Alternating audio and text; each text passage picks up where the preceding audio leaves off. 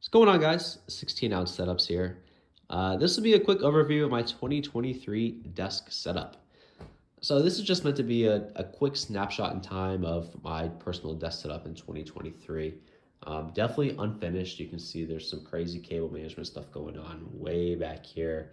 Definitely some wires popping out. I'm not a huge fan of the desk at the moment, but this will be a great point for me just to kind of see, where I am in a year's time. Hopefully, I'll be making a similar video on, all the progress I made in 1 year. So just a quick overview. I think I'm going to go over the components of everything in this setup, and then going to be talking about some positives and negatives. So maybe a little good, bad, and ugly. All right, let's get into it. Starting out with some furniture here. This is the Hayworth Soji, which, in my opinion, for $500, this is the best office chair you're going to get brand new. You can find some Herman Millers for the same price point. I know you can find some Aeons on like Facebook Marketplace for under the $500 range, maybe even $300 to $400 range. But if you're gonna go new, I think this is hard to beat. I actually got this around $400 for a nifty little Black Friday sale.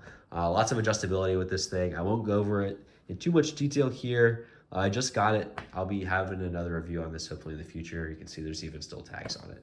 So I'll be talking about this a little more in the future, but I think for $500, this thing is awesome. All right, and the only other furniture aspect of this whole setup, of course, is the desk. Just a generic Amazon desk. I can't remember exactly how much I paid for it. I think it was just over $100. This was a few years ago. But if you have ever looked at furniture on Amazon, chances are you've seen this type of wood floating around. They make tables, they make coffee tables, they obviously make desks. I think I've seen stools and benches. I'm pretty sure this is all kind of mass-produced material. This really interesting kind of cheap, like fiberboard type wood. It's sturdy for sure, but you can see this one was actually shipped with some dents, which I wasn't too happy about at the time. But this thing took a while to assemble, so I wasn't too concerned about it. And it's definitely not a uniform kind of finish anyway. So this dent here doesn't bother me a whole lot. Not too difficult to assemble. It did take some time though. But I think the overall layout is pretty nifty. You have your middle section for your chair here. Fortunately, not a lot of legroom, so definitely something to consider. You have a storage compartment to the right with 2 shelves, storage compartment to the left with 1 shelf. And these are swappable, so if you wanted to have one on the left, or I'm sorry, one on the right, 2 on the left, or vice versa, you can do so. All right, moving on to some PC components. I won't be going to the full PC specs right now just because that's not what this video is about. This is more so about the whole aesthetic and visual appeal of the setup itself. But I will talk about the case because that is part of the aesthetic of this setup. So this is the NZXT H500. It was their flagship at some point a few years ago. It is just a very minimal case. It's got a bunch of plain faced panels with a window in the front. So this does have an option to show all your PC components if you wish. I obviously have just shown the blank sides, which I think is pretty nice here. I think it's pretty clean, pretty minimal, except for all the cords you can obviously see flying around in the back, but that's to be fixed in the future. All right, moving on to the monitor. This is the Samsung Space Monitor, 27 inches, 1440p, 144 hertz. This thing is great. It's marketed as the space monitor, I think because it saves space. There's cords that run down this channel right here, and this whole thing can be pushed up flat, flush against a wall, which is pretty nice when you think about it. It just kind of looks like a picture frame.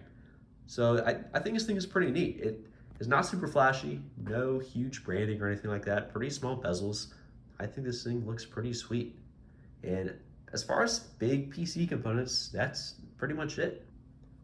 All right, jumping into some accessories. I'm gonna talk about the keyboard and mouse combo for a second. This is the glorious G MMK Pro. I was looking for a keyboard of this layout for a super long time. I never knew anything about keyboards in the past. This is my first build. I think this thing is awesome. It's definitely a tank. This thing is a brick. This case, I went with a matte black option.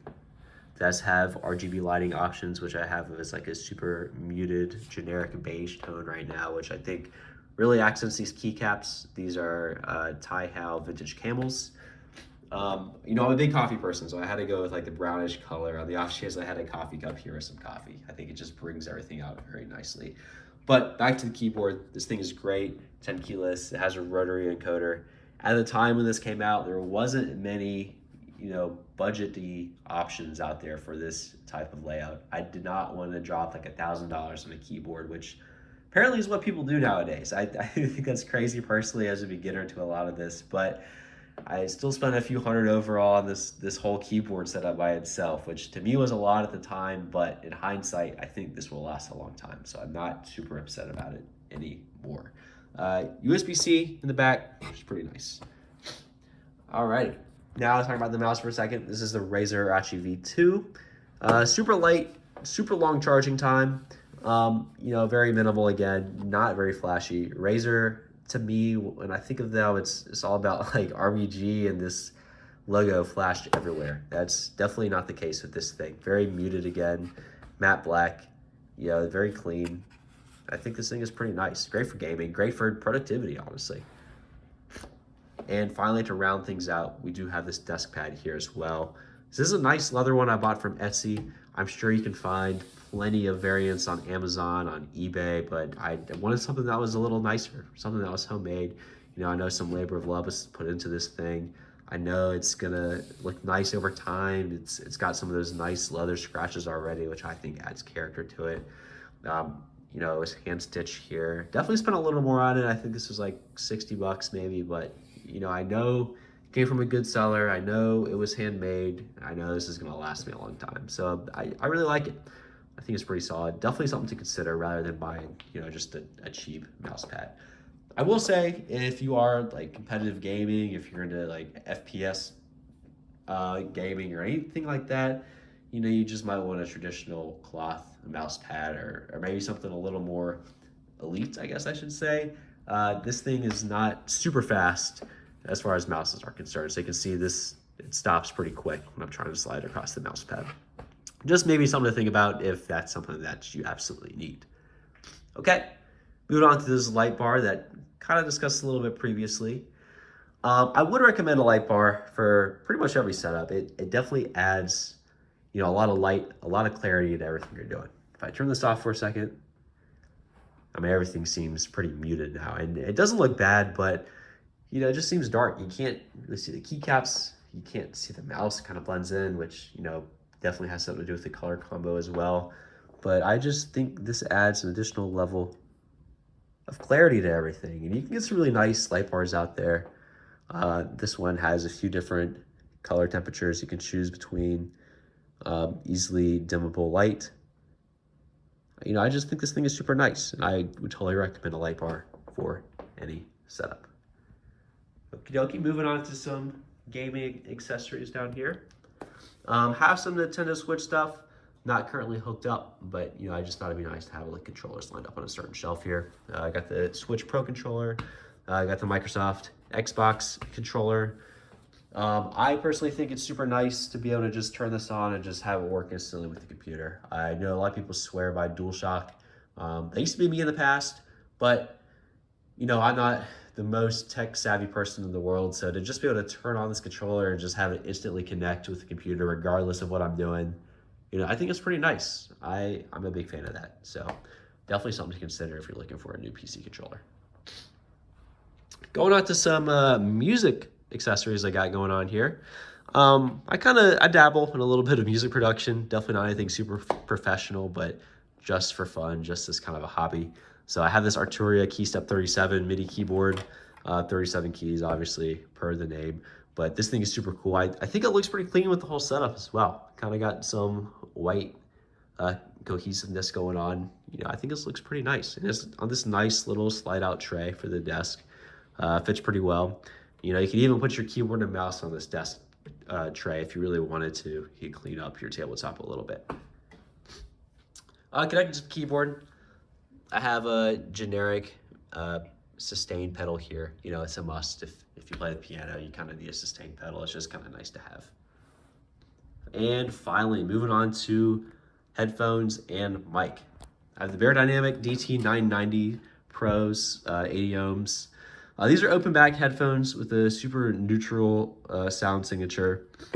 These have done me super well. I don't know a whole lot about audio at this point in my life, but these things are great. They're very neutral compared to other IEMs and gaming headsets I've had in the past. Um, After this, I will always recommend people go for a dedicated headset and microphone rather than a gaming headset. I just think the value is way better when you buy from a company that manufactures, just headphones, or a company that specializes in audio rather than a company like Razer, who, I mean, they specialize in gaming, but do they really know a lot about audio, especially headphones and microphones put together? So I think it's just best to separate the two, especially when you throw them in something like an audio interface where you can control each at one time. I think that's great. And speaking of audio interfaces, I actually do not have one. This is going right into the computer right now, but not a big deal for me. I'm not doing anything professional. I don't need to drive these with something super crazy at the time being. I've never had to push my volume above like 80%. So not a big deal for the time being, but I am looking to get an audio interface in the future. This is a Samsung mic. I just currently have the USB connected. I think there's an optical, I can't remember what this connection is called, that's showing how new I am in all this, as this is literally falling apart in front of me. But this thing, it even sounds great with just the USB connection. I'm a big fan. I've been told I sound nice in Discord. I've had some people in games say, hey man, your audio is pretty clear. I'm like, oh, thanks. But I think this thing is pretty solid. I've done a little bit of recording, and I think it sounds nice. Definitely better than a gaming headset or an Apple mic that I've used in the past. All right, so that's it as far as accessories go. Something I really like about this setup are the accessories. I think thematically everything just kind of flows together nicely, ignoring the cabling obviously. But this stuff is pretty nice. I got the black on black on black on black with little splashes of white everywhere too. But I think it just all looks pretty nice together. There's nothing that just kind of screams in your face like, oh, I don't really belong in this setup. I think it all looks pretty nice. On top of that, I tried to buy nice quality stuff within a budget. I definitely did not spend a lot on all this stuff here. I definitely could have spent more everywhere. I'm sure there's audiophiles out there who would be like, why don't you have an audio interface? Well, I think the headphones sound perfectly fine jacked right into the PC. There'll be people like, why didn't you spend hundreds and hundreds on a keyboard? Well, this is my first keyboard build, and I really think you don't need to spend a lot to have a nice quality mechanical keyboard. Same thing can be said for other components. I have some generic Amazon mic stand here. Definitely not the nicest microphone in the world. Could have bought a better mouse if I really wanted to. Could have even bought the pro version of the Xbox controller. But it's all about buying what you can within your budget and buying what you think looks nice. But I really think just going the extra mile, doing a little bit more research, you might be surprised what you can buy. That's not necessarily super popular. Don't feel like you got to buy the stereotypical gaming RGB accessories. There's definitely stuff out there that fits everybody. Definitely stuff out there that will fit within your budget. All right, something bad that I've already touched on is this desk here. It's not necessarily bad, but just some manufacturing defects, which could have just been a QA, QC issue for me. But yeah, you can tell just by shaking it, just by wiggling it around when I was assembling it. It's just not the best piece of hardware on the market. Definitely something I'm gonna change in the future. It served its purpose for a few years. I'll probably give it away, but I know it's just something I think I want to change in the future. Not the worst thing in the world, but not the best. Just something I'm looking to upgrade. Also, another thing I didn't really mention was this monitor stand. It is very nice, and while it is very minimal, the Samsung Space Monitor, it does have the ability to be pushed up flat against the wall. There's no adjustability with this thing. So you can have it here, you can have it clamped to your desk, and then that's pretty much it. You can tilt this forward, you can tilt the monitor forward and back, but I mean, that's it. There's no side to side. There's no angling it elsewhere. Like if you wanted to mount it to the right, you cannot then angle it to the left. This has to be put right in the middle. So if you know you want something that's, you know, angled right in front of you, right in the middle, then I think this monitor is great. But there's no adjustability, and that's something that I'll probably have to change in the future too. I do want a dual monitor setup eventually with this thing, and I don't think this will cut it unless I'm going stacked monitors. So just something interesting. And finally, the ugly, very, very obvious for me, is all this terrible, terrible cable management. It has been bad, and it has been bad for at least a year. I have managed to kind of thread all these cables through the monitor stand itself, but hasn't fixed all my problems. You can obviously see all the cables still. You can see the MIDI cord cable. You can see my headphone cables. You can see my little Wi-Fi extender. You can see all the Wi-Fi stuff over here. You can see all the cables over here. This is crazy. This is not great. Something that can be changed. I do have a quick cable management guide video on the channel that you can check out, but I think this will need a whole overhaul. This is not a standing desk. This desk is super tiny, so the same solutions I used for that one, I don't think I'll be able to use here. And I do have this router here as well, so I'm gonna have to be creative with that. I'll definitely think of a solution in the future, but definitely one of the ugliest aspects of the video for me. I think the last ugly portion is probably my lack of planning. So this desk pad, well, I love it. I just did not measure properly. So I did not take into consideration that this monitor clamps onto the desk and comes into the desk, I want to say 3 inches or so. So now I have this desk pad. If I have it where I want it, which is about 1 inch away from the front, it just overlaps on the clamp on the back. So not a big deal, you know, this isn't anything crazy. This is just me having a lack of planning, but just something that I definitely need to consider in the future. And I think that's gonna about do it for this video. This has been my 2023 desk setup. Again, just meant to be a snapshot, so I have a place to compare everything to in the future. Definitely some things I really like about this. I really like my accessories. I really like how everything kind of flows together thematically. Also some negatives, you know, I'm not a huge fan of the desk. I'm not a huge fan of how I planned everything out. Specifically, the cabling is a disaster right now. My desk pad doesn't really match with my monitor stand, and there's no flexibility with the monitor. So definitely some things I'm just looking to fix in the future, but hopefully all things that'll be documented on this channel for you guys. But that'll be it for this one. I will see you guys in the next video. Thanks.